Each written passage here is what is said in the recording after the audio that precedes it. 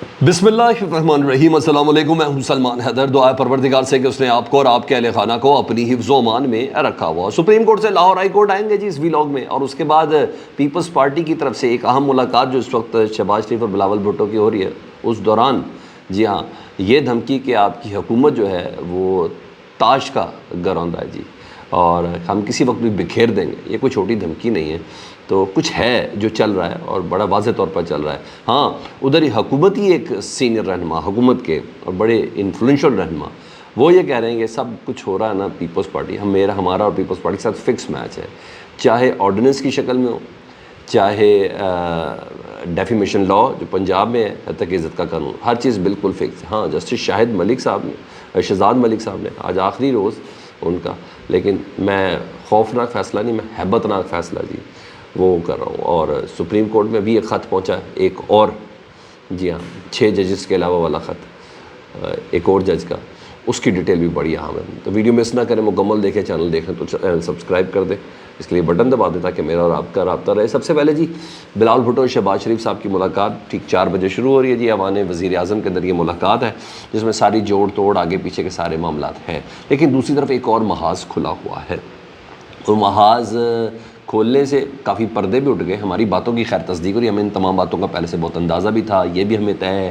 اس ملاقات کے اعلامیہ سے پہلے بتا رہا ہوں میں آپ کو کہ بجٹ پاس ہونا ہی ہونا ہے، ٹھیک ہے، اور پیپلز پارٹی اس کو پاس کرے گی۔ حنیف عباسی صاحب نے نا ایئر وائی کو انٹرویو دیا، وہ بڑا زبردست طریقے سے چل رہا ہے، بلکہ اس نے جلتی پر تیل کا کام کرتے وہ تمام انکشافات کیے، بلکہ وہ دھماکے دار انکشافات کیے جو ہم بتا چکے ہیں۔ وہ کہتے ہیں نبیل قبول نے کہا کہ حکومت 3 مہینے کی، وہ کہتے ہیں میرے سے سٹیٹمنٹ منسوخ کی گئی، ہاں رمیش کمار، منظور وسان، ان تمام کو خواب آ رہے ہیں۔ رہی بات اصل حقیقت کی، تو بجٹ کا معاملہ ہو یا حد تک عزت ول پنجاب کا، جس میں قائم مقام گورنر نے وہ بل منظور کیا تھا، انہوں نے کہا پیپلز پارٹی اور نون لیگ کا یہ میچ فکس تھا۔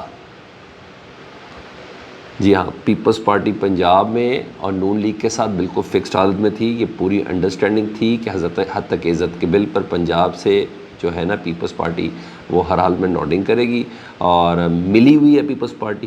اور یہ کوئی حنیف عباسی خود کہہ رہے ہیں، انہوں نے کہا پیپلز پارٹی کے گورنر جو ہے پنجاب جو ہیں وہ ہم سے طے کر گئے تھے چھٹی پر۔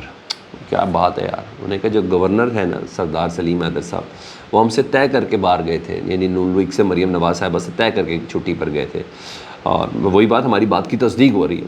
مزید وہ یہ کہہ رہے ہیں کہ یہ تمام چیزیں انڈرسٹینڈنگ سے ہوئی ہے، یہ جو شور مچا ہوا ہے نا ان کے کہنے کا مطلب ہے یہ سب غلط ہے۔ اور رہی بات وفاقی بجٹ کی، تو یہ بھی سن لیں، پیپلز پارٹی کی مرضی اور مشاورت سے یہ وفاقی بجٹ بنا ہے، یہ کوئی ماسی جی کا ویڑا نہیں ہے کہ عہدے بھی لیں، یعنی صدارت بھی لیں، ہماری وجہ سے آپ چیئرمین سینٹ بھی لیں، 2 صوبوں کے گورنر بھی لگائیں، اور اس کے بعد کہیں ہم سٹیک ہولڈر نہیں ہیں۔ اتحاد جو ہے وہ پیپلز پارٹی کی مجبوری ہے، حنیف عباسی صاحب کہتے ہیں، نون لیگ کی مجبوری نہیں، یہاں تھوڑی ویسے ہلکی بات کر دی ہے۔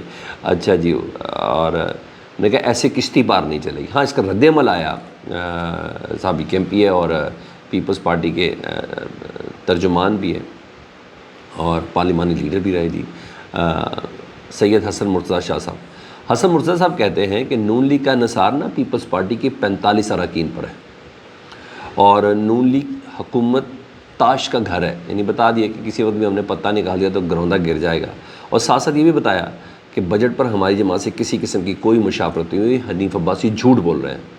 ہاں حنیف عباسی یہ دعا کریں کہ نون لیگ ہمارے مطالبات پورے کر دے، ورنہ وہ اور ان کے دوست، جی ہاں میرا خیال اسٹیبلشمنٹ کی طرف اشارہ کریں، وہ سب اڈیالہ جیل پہنچ جائیں گے بساط کو یا ورق کو یا صفحے کو پلٹانے کے لیے۔ وہ اڈیالہ میں آپ کو پتہ کون ہے، وہ عمران خان صاحب ہے۔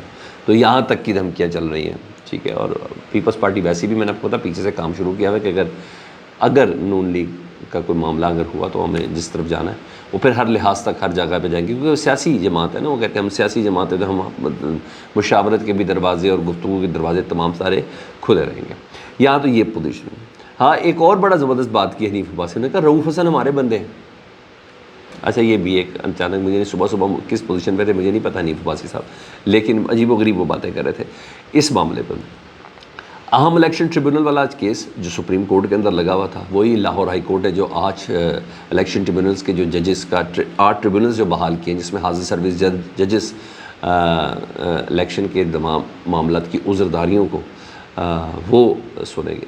تو اس ٹریبونل کو بحال کرنے پر نا الیکشن کمیشن سپریم کورٹ پہنچی تھی. تو 2 رکنی بینچ تھا جسٹس افغان صاحب اور جسٹس قاضی فائز عیسیٰ صاحب کی سربراہی میں. تو وہ ایک اہم میچ تھا. فوری ریلیف نہیں ملا. پہلے میں آپ کو فیصلہ سنا دوں آج کے دن کا.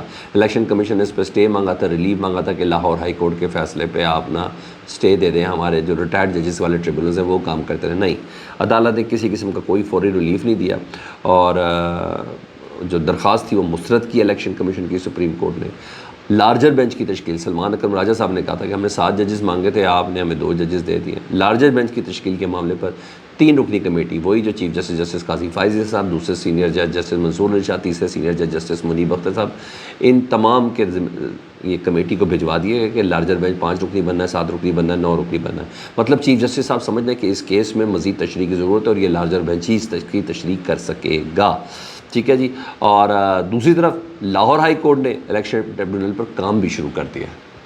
جو لاہور ہائی کورٹ کے چیف جسٹس شہزاد ملک صاحب نے 8 ٹریبونلز بنائے تھے نا, 8 حاضر صاحب جج, انہوں نے کام شروع کر دیا ہے. اور جسٹس شاہد کریم نے کیسز کا آغاز کیا اور ان کے پاس گجرات کا ہے, گجرانوالا ہے, منڈی بہودین ہے, نارووال کے کیسز ہیں جی, الیکشن دھاندلی فارم 45 والے جی. تو انہوں نے سماعت بھی شروع کر دی. اور یہ بڑی الارمنگ ہے گورنمنٹ کے لیے, الیکشن کمیشن کے لیے بڑی ہی الارمنگ ہے. یہ اسٹے چلے تب تک اسٹے تو ملا نہیں, تو یہ کام تو شروع ہوں گے, ان کے فیصلے تو انٹیکٹ رہیں گے ہی رہیں گے. اب دیکھتے ہیں وہ کتنی سماعتوں میں یہ جو بینچز بحال کیے گئے وہ فیصلہ کرتے ہیں. بہرحال سماعت کے دوران صدارتی آرڈیننس پر چیف جسٹس صاحب نے ضرور کہا, سوالات اٹھانے کا مجھے خود سوال ہے, اگر معاملات آرڈیننس کے ذریعے چل رہے ہیں تو پھر پارلیمنٹ کو بند کر دیا جائے. یہ تو پارلیمنٹ کی توہین ہے اس طرح آرڈیننس لائے جائے اور اس بھونڈے طریقے سے لائے جائیں. تو چیف جسٹس نے کہا میرے تحفظات ہیں, مجھے نہیں پتہ چیف جسٹس صاحب میں اس کو منہ کے فائر کہیں گے یا کیا کہیں گے, لیکن فیصلے پہ ہی ڈیپینڈ کرتا ہے. لیکن سماعت میں چیف جسٹس صاحب نے کہا, مگر سماعت میں انہوں نے یہ بھی کہا کہ آئین جو ہے نا ٹریبونل کا اختیار الیکشن کمیشن کو دیتا ہے. یہ چیزیں کنفیوزنگ ہے تو آپ ابھی کسی رزلٹ تک نہیں جائیں, ابھی آپ کسی رزلٹ تک نہیں جائیں. تو ہاں بہرحال ٹریبونل اگر یہ بحال ہو گئے تو نون لیگ کی حکومت تو ختم ہے نا, بالکل ختم ہے, بچنا ہی کچھ نہیں ہے. تو بہرحال دیکھتے ہیں. اگر صرف آرڈیننس کی حد تک سپریم کورٹ نے سنا کہ آرڈیننس ہونا چاہیے تھا, نہیں ہونا چاہیے تھا, یہ پارلیمان کا کام تھا, پارلیمان کو لانا چاہیے تھا, تب تو گئی. پتہ چل جانا ہے اسی کیس میں کہ کہاں کھڑا ہے معاملات. وہ فیصلے اعلیٰ عدلیہ نے ہی کرنے ہیں. ادھر لاہور ہائی کورٹ کے چیف جسٹس شہزاد ملک صاحب کا جو آخری دن ہے, اور آخری دن بھی انہوں نے محفوظ فیصلہ بڑا دھماکے دار سنایا جی. وہی جو سرگودا کے ATC کے جج نے نہیں خط لکھا تھا کہ مجھے کس طریقے سے انفلوئنس کیا جا رہا ہے اور کیا ہے کیا نہیں, تو انہوں نے جو محفوظ فیصلہ تھا اس کو سنایا. توہین عدالت کی کارروائی کا آغاز کر دیا جی chief justice Lahore high court نے. ٹھیک ہے جی. انہوں نے CTD, RPO سرگودا, DSP اور SHO کو نوٹس جاری کر دیا توہین عدالت کے جی. 27 جون کو جواب بھی طلب کیا اور ریزرو جج کا بھی لگا دیا کہ اب میں جا رہا ہوں سپریم کورٹ, تو میرے بعد جو جج سنے گا وہ سنے گا جسٹس شاہد کریم صاحب. جی ہاں, وہ بھی بتا دیا. یہ وہی خط ہے جو سرگودا کے ATC کے جج نے لکھا تھا.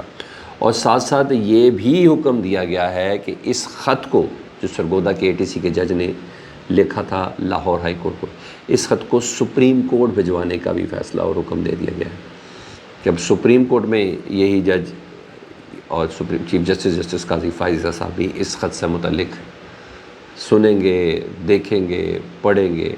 شاید اسی بہانے قاضی صاحب کو پتہ چل جائے کہ ہاں ان کے دور میں بھی ایگزیکٹو کی مداخلت کس طریقے سے جاری ہے.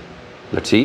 فیڈ بیک سے متعلق ضرور آگاہ کریں. اپنا بہت زیادہ خیال رکھیں. اللہم صلی علی محمد و آل محمد.